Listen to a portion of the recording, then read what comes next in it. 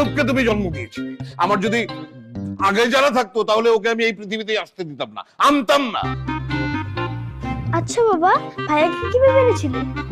আচ্ছা আমাকে কিভাবে এনেছিলি? কোলে করে নাকি গাড়িতে করে? তুই জানিস না তুই কিভাবে এসেছিস? By mistake. ফুটবলাররা যেমন আত্মঘাতী গোল খায়, সেরকম আমার আত্মঘাতী গোলের ফসল তুই। আমার কপাল, মানে দুটো গরুকে তুমি জন্ম দিয়েছো যাদের মাথায় খালি গোবর ভরা। আচ্ছা এসব কি বলছো তুমি?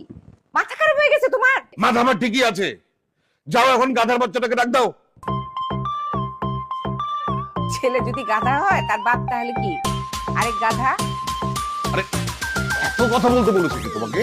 তোমাকে যেটা বললাম সেটা করো, গাধাটাকে ডাকো। এই টই টই, বাবা টই টই, আয় বাবা।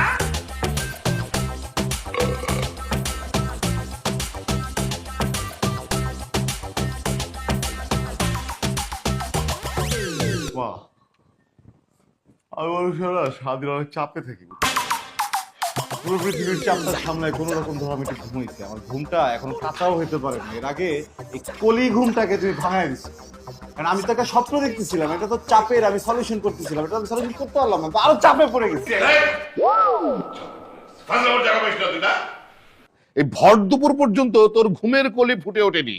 ফাজলামোরা সীমা নাই। কি পেয়েছিস তুই? সারাদিন খালি পড়ে পড়ে ঘুমাবি? তুই কি মানুষ হবি না?